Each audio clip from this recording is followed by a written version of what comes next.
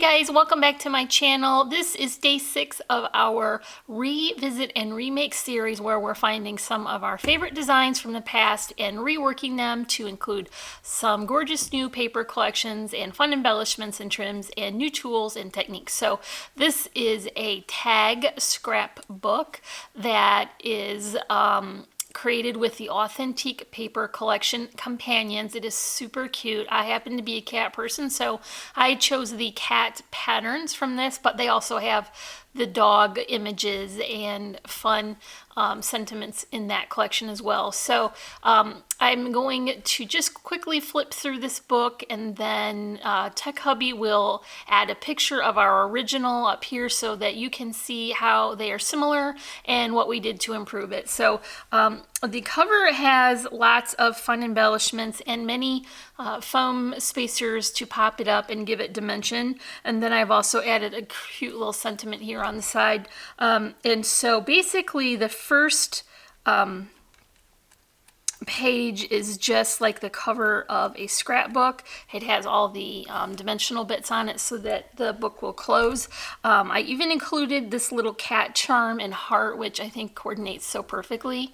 The original had craft tags, and we're going to create our own tags for this and cover it with the Spectrum cardstock, which is perfect because it makes it much more sturdy. And it has a second bonus, which is that it has lines. So if you are, going to add your picture and do some journaling, this would be a great place. It will show up beautifully because this is not darker colored paper. And then you can write out all your sentiments and fun journaling around your picture. So I have basically created 4 very chunky tags, and they are clipped together with this large ring so that they move nicely and don't get stuck in the top like the previous one did. And then I moved the ribbon trim from the ring to the side, and that is because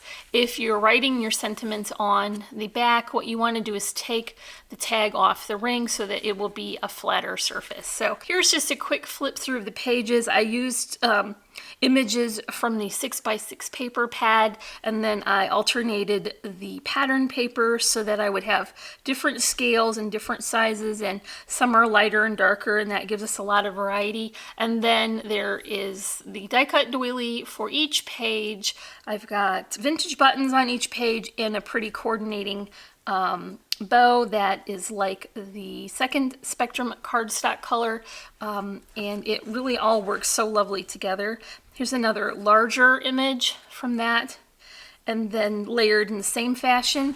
And then here's the last page, which we will be making together. So let's get started. I've got a 4x6 tag base here that I created by cutting the shape from this super sturdy thick mat board, and then I covered the front and the back with the Spectrum cardstock that is going to be similar to the craft tags that were from the original. So I'm going to begin layering on this pattern paper. I've got this matted in a second color of that Spectrum cardstock, and it just really matches the paper patterns really well. So I've got a stripe to work in here, and because I've got these all matted, it's going to be very chunky and thick and sturdy. Here is a companion paper. This is from the 6x6 paper pad, and I'm just going to add that here with the craft foam behind it. So now we're beginning to build the dimension. Here's a couple of pieces of doily that I clipped so that more of it would show behind the focal image. So I'm going to put them about here. To cover the gap in the center, I'm using another strip of that pattern paper. This also helps to block out some of that dark background. This sentiment was a bit smaller. It came from the 6x6 paper pad, so I matted it and gave it a second layer of the pattern paper to make it a larger image. And I'm just going to add that right there. I'm adding a bow to the top, and this is just a wine colored satin with a diamond stitching on it. And then last but not least are 3 cute little buttons for the bottom. So the last thing we need to do is add a hole for the top, and you'll definitely want to use a crocodile for this because you'll have easier time getting through all of those chipboard and paper layers. So I'm just adding that right to the middle, and I'm not worrying about having a reinforcing dot because it is definitely not going to pull through that thick chipboard, and I think that it might have looked a little busy adding one more element to the top. So I'm just going to add it here to the ring, and that will be the last page.